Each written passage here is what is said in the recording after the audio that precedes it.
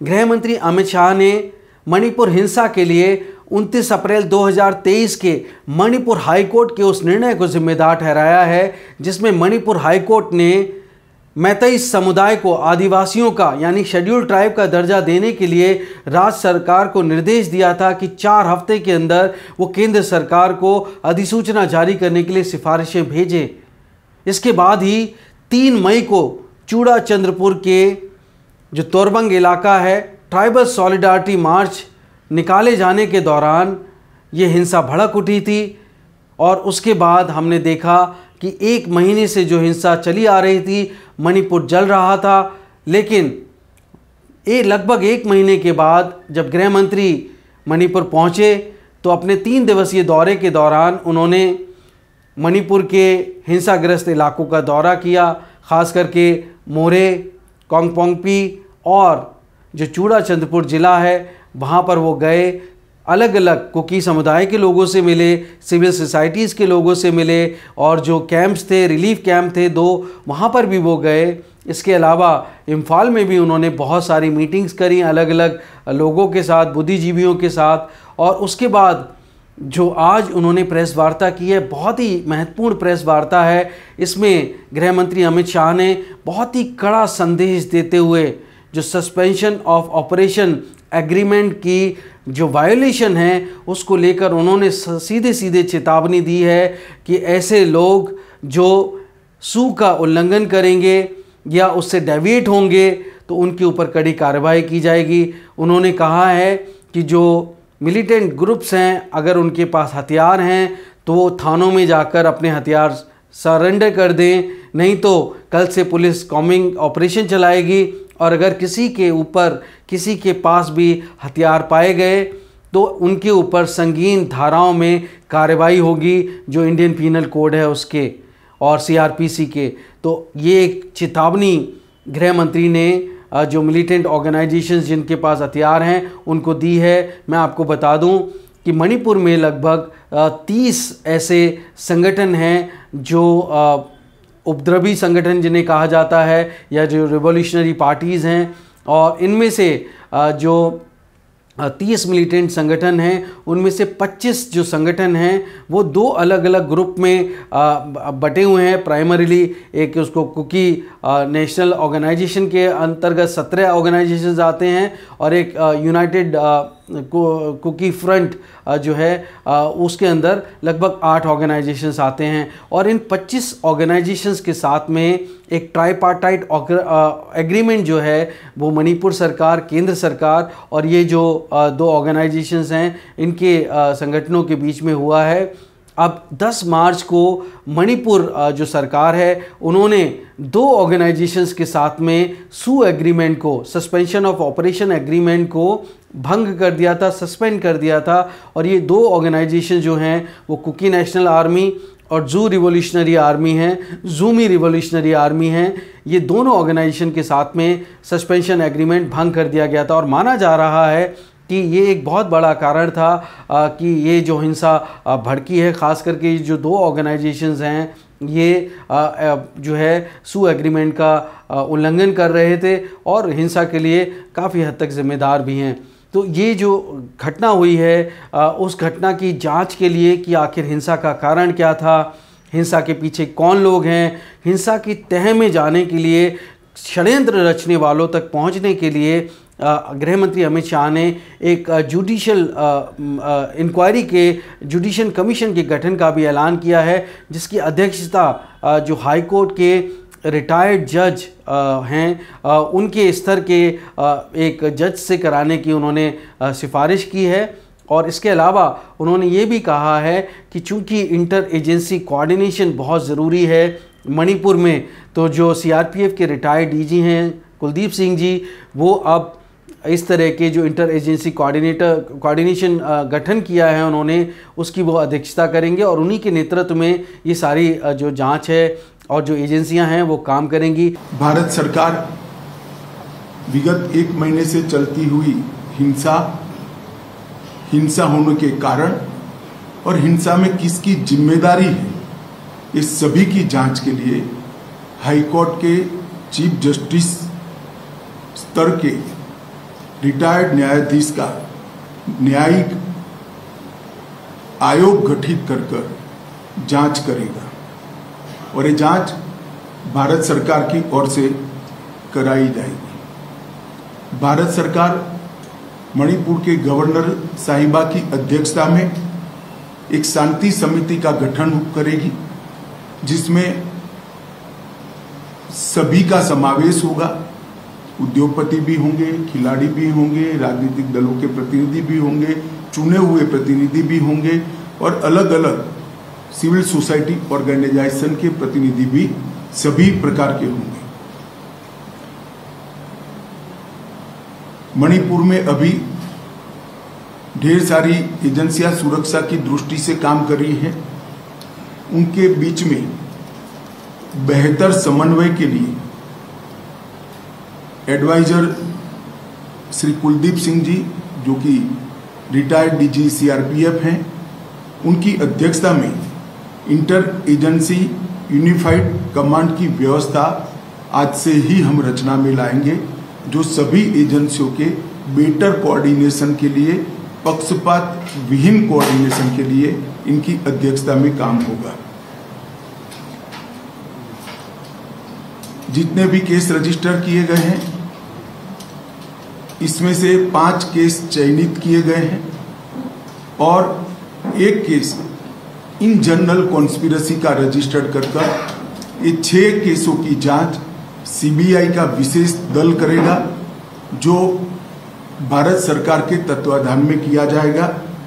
और मैं सभी मणिपुर वासियों को विश्वास दिलाना चाहता हूं, किसी भी पक्षपात और भेदभाव के बगैर हिंसा के मूल तक जाकर आने वाले समय में कभी हिंसा न हो, इस प्रकार की एक न्यूट्रल जांच और दोषियों को दंडित करने की कार्यवाही की जाएगी। जो महत्वपूर्ण बात है वो ये है कि गृह मंत्री ने कहा है कि जो म्यांमार के साथ में बॉर्डर है, 10 किलोमीटर उस बॉर्डर पर फेंसिंग कर ली गई है, क्योंकि ऐसा माना जाता है कि हिंसा के लिए जो कुकी लोग हैं वो मणिपुर से म्यांमार से आते हैं मणिपुर में, और वो हिल डिस्ट्रिक्ट्स में आकर बस जाते हैं और बड़ा मुश्किल होता है आइडेंटिफाई करना उनको, जो हिंसा बाद में फैला सकते हैं।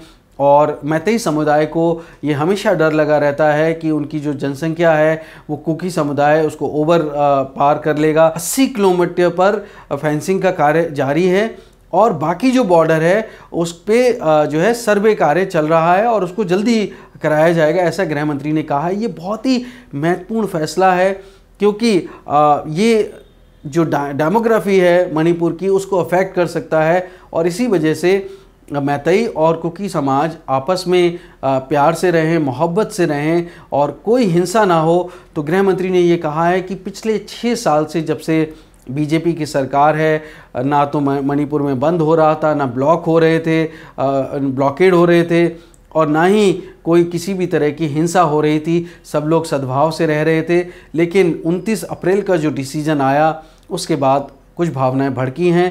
जो मैतेई समुदाय है वो अपने आप को ट्राइबल स्टेटस चाहता है, आदिवासी का दर्जा चाहता है। उनका ये कहना है कि 1949 में सितंबर में जब वो भारत में शामिल हुए, यूनियन ऑफ इंडिया में शामिल हुए, उससे पहले वो आदिवासी समझे जाते थे। लेकिन उस वक़्त उनको नहीं पता था कि उनके भारत में शामिल होने के बाद आदिवासी का दर्जा छिन जाएगा और उनको ओबीसी मिल जाएगा, और ओबीसी के क्या फ़ायदे होंगे, क्या नुकसान होंगे, बाद में पता चला। तो दरअसल मैतेई समुदाय अपने आप को वंचित पाता है, क्योंकि वो जो ट्राइबल हिल डिस्ट्रिक्ट्स हैं वहाँ पर वो ज़मीनें नहीं खरीद सकते हैं, जबकि कुकी समुदाय जो कि by and large tribal hill districts में रहता है वो इम्फाल में जो कि वैली है, वैली में ज़मीनें खरीद सकते हैं। तो ऐसे में जो मैतेई समुदाय है वो अपने आप को वंचित पाते हैं, जबकि कुकी लोगों का कहना है कि इम्फाल या वैली का जो इलाका है जहाँ पर मैतेई ज़्यादा हैं, बहुतायत में हैं, बल्कि वो वहीं रहते हैं अधिकतर, वो बहुत ही डेवलप्ड है। वहाँ की पॉलिटिक्स में, वहाँ के बिज़नेस में मैतेई बहुत आगे हैं, ज़्यादा शिक्षित हैं। और जो ट्राइबल्स कुकी हैं और कुछ हद तक कुछ नागा भी हैं, और कुछ हद तक जूमी हैं वो अपने आप को वंचित पाते हैं। तो ऐसे में ये जो हाई कोर्ट का डिसीजन था, जो रिट पिटीशन जो फाइल की गई थी और उसके बाद में डिसीजन आया, उसके बाद में जो कुकी समुदाय के लोग जो इसका मैतेई समुदाय को आदिवासी का दर्जा मिलने का विरोध कर रहे थे, वहाँ पर जो तोरबंग इलाका है चूड़ा चांदपुर डिस्ट्रिक्ट का, वहाँ पर जो कुकी समुदाय है, ऐसा आरोप है कि उन्होंने मैतेई समुदाय के ऊपर हमला कर दिया और फिर मैतेई लोगों ने भी वापस पलटकर जवाब दिया और यहाँ से हिंसा की शुरुआत हुई और फिर वो हिंसा मणिपुर के अलग अलग इलाकों में फैल गई। और 3 मई से जो हिंसा शुरू हुई उसमें 2000 से ज़्यादा घरों को जला दिया गया, सैकड़ों लोग घायल हुए और 70 से ज़्यादा लोगों की जान चली गई। और ऐसे में उस समय कर्नाटक में इलेक्शन चल रहे थे, बीजेपी पर आरोप लगाया गया कि आप गृह मंत्री हैं, प्रधानमंत्री हैं, आपकी सरकार है, वहाँ पर डबल इंजन की सरकार है, एन बीरेन सिंह के नेतृत्व में जो पिछले 6 साल से मुख्यमंत्री हैं, दूसरी बार भी उन्हीं को मुख्यमंत्री बनाया गया, लेकिन आप वहाँ पर गए नहीं, ना प्रधानमंत्री जी गए, ना अमित शाह जी गए। और लगभग 1 महीने के बाद जब वो वहाँ पहुँचे हैं तो वहाँ पर भी राजनीति चल रही है। कांग्रेस ने एक प्रेस कॉन्फ्रेंस भी की, इबोबी सिंह ने कहा कि वो गृह मंत्री से भी मिलेंगे, ऐसा उन्होंने अर्जी दी है, लेकिन वो मुलाकात हुई नहीं हुई। इसके बारे में मैंने गृह मंत्रालय से पूछा, लेकिन अभी मेरे पास जवाब नहीं आया है। तो मैं खुद जानना चाहता हूं कि क्या मुलाकात हुई। हालांकि गृह मंत्री ने वहाँ पर जो हिंसा है उसको शांत करने के लिए अलग अलग तरीके के लोगों से, प्रोफेसर से, इंस्टीट्यूशंस के लोगों से, सिविल सोसाइटीज़ के लोगों से, एनजीओ से, महिलाओं से जो बहुत ही महत्वपूर्ण भूमिका निभा सकती हैं शांति बहाल करने में, उन सभी से मुलाकात की है और बहुत भरसक प्रयास किए हैं। और इसके अलावा उन्होंने ये ऐलान भी किया है कि जो लोग घायल हुए हैं उनकी तीमारदारी के लिए या जिन लोगों की प्रॉपर्टी जल गई है उसके लिए गृह मंत्रालय कल तक अपना रिलीफ एंड रिहेबिलिटेशन का एक पैकेज की घोषणा करेगा।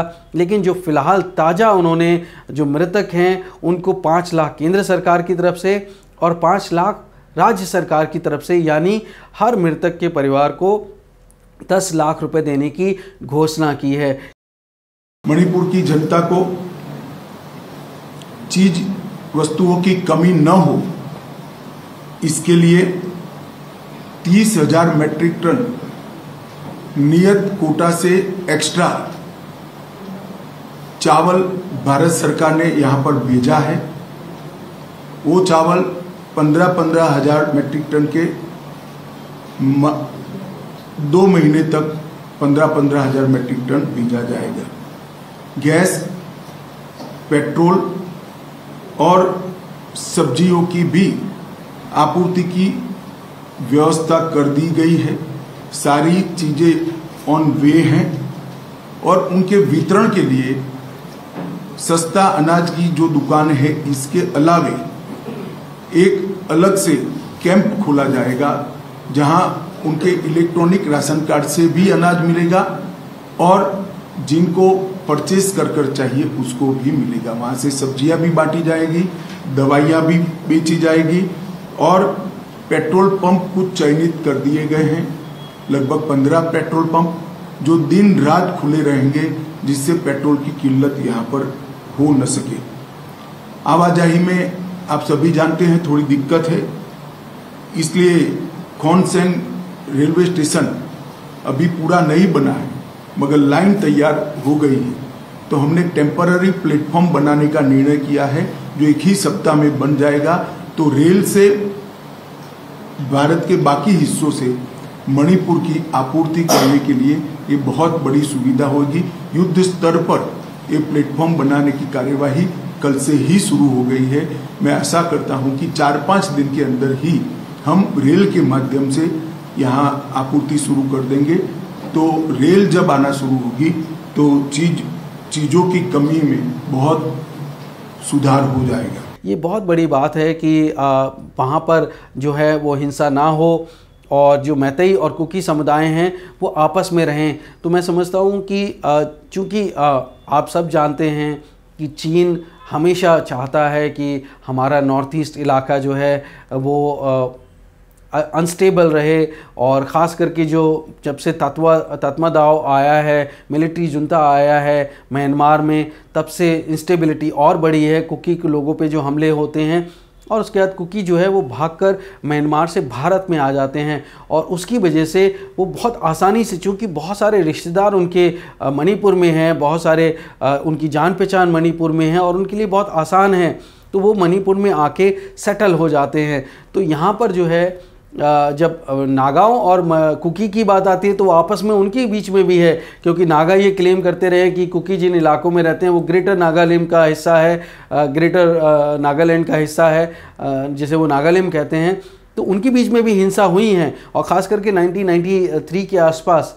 लेकिन अभी फ़िलहाल जब मैतेई की बात आती है तो कुकी और नागा एक हो जाते हैं और वो मैतेई के साथ में भिड़ लेते हैं, संघर्ष कर लेते हैं।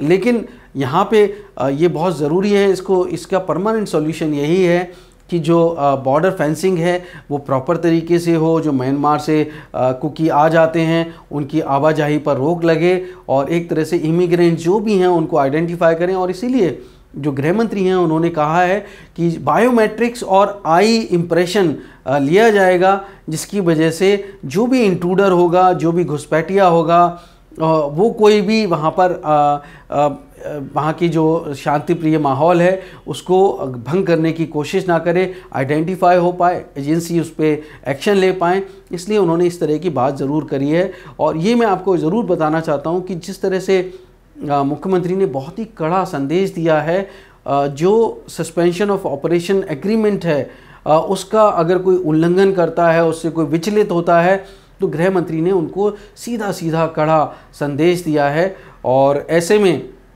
अब देखना होगा कि जो हमारी एजेंसीज़ हैं, पुलिस है, पैरामिलिट्री है, आर्मी है, वो किस तरह से कोऑर्डिनेशन करती है। क्योंकि जो आरोप लगे, ख़ास करके जो बीजेपी की एक एमएलए हैं, उन्होंने आरोप लगाया कि चीफ मिनिस्टर ने खुद ये कबूला कि होम डिपार्टमेंट की नाकामी की वजह से, इंटेलिजेंस फेलियर की वजह से हिंसा भड़की। लेकिन अब ये तो भावनाएं हैं, क्योंकि जो इसका जब तक कोई सॉल्यूशन नहीं निकलेगा तब तक बहुत मुश्किल है। क्योंकि मैतेई आदिवासी का स्टेटस चाहते हैं और कुकी चाहते हैं कि उनको आदिवासी का स्टेटस नहीं मिले। मैतेई को लगता है कि हम हिल डिस्ट्रिक्ट्स में अपना कारोबार नहीं कर पाते, हम ज़मीनें नहीं खरीद पाते, हम वंचित हैं। जबकि कुकीज़ को लगता है कि भाई मैतेई तो इम्फाल में बड़े आराम से रह रहे हैं, उनके पास सारी सुख सुविधाएं हैं, तो उनको ट्राइबल का स्टेटस क्यों मिले, हमारे एक तरह से अधिकार छिन जाएंगे। भाई वही रिसोर्सेज हैं, वही डिस्ट्रीब्यूशन है, चाहे वो गवर्नमेंट जॉब्स हो, चाहे एजुकेशन हो, चाहे मेडिकल हो, हर जगह इस तरह की बात होती है। तो यहाँ पर गृह मंत्री ने एक ख़ास बात कही है कि मेडिकल रिलीफ कैंप भी जो ख़ास करके कुकी अफेक्टेड एरियाज़ हैं वहाँ पे 8 टीमें मंगाई जा रही हैं।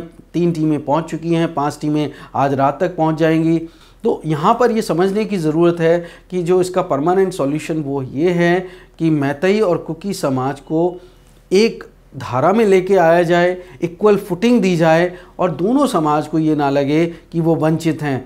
चाहे मैतेई हों, उनको ये ना लगे कि आदिवासियों से उनको उनके अधिकार कम मिल रहे हैं, और कुकी को भी ये ना लगे कि हम कहीं हमारा विकास नहीं हो रहा, मैतेई आगे बढ़ते जा रहे हैं। तो ये जब तक ये भावना दोनों समाज में नहीं होगी, ये हिंसा के जो एलिमेंट्स फैलाने वाले हैं वो इसका फ़ायदा उठाते रहेंगे। क्योंकि उनको हथियार मिल रहे हैं, उनके पास पैसा आ रहा है, तो कहीं ना कहीं हमारे जो देशद्रोही लोग हैं या हमारे देश के जो दुश्मन हैं, वो शक्तियां जो हैं कहीं ना कहीं उनको उकसा रही हैं, वो कहीं ना कहीं उनको धन और इस तरह के हथियार उपलब्ध करा रही हैं। तभी तो ऐसे मिलिटेंट ऑर्गेनाइजेशंस जो हैं वहाँ पे थ्राइव कर पा रहे हैं। हालांकि स्क्रमिशेस होते हैं, एम्बुशेस होते हैं, हमारी एजेंसियाँ बहुत अच्छा काम करती हैं, मेहनत करती हैं, जाने भी जाती हैं, लेकिन उसके बावजूद भी सरकार ने बहुत कोशिश करी है। मणिपुर में शांति के कारण विकास का एक नया युग 6 साल से चल रहा था। कोर्ट के एक फैसले के कारण, थोड़ी मिसअंडरस्टैंडिंग के कारण ये मनमुटाव हुआ है। मुझे भरोसा है कि मणिपुर की जनता आपसी सद्भाव के साथ चर्चा कर जल्दी इसका निपटारा लाएगी। जहाँ तक केंद्र सरकार का सवाल है, मैं एक स्थिति स्पष्ट कर देना चाहता हूँ मैं सू ग्रुप वालों को भी एक कठोर संदेश देना चाहता हूं कि सू एग्रीमेंट का किसी भी प्रकार का वायोलेशन, किसी भी प्रकार का विचलन बहुत सख्ती से साथ लिया जाएगा और वो समझौते के भंग के रूप में लिया जाएगा। तो कृपया समझौते की सभी शर्तों का कठोरता से आप पालन करिए। आज से हम इसको बहुत स्ट्रिक्टली मॉनिटर करेंगे और जिन लोगों के पास हथियार हैं उनसे भी मैं अपील करना चाहता हूं कि अपने अपने हथियार पुलिस के सामने सरेंडर कर दें।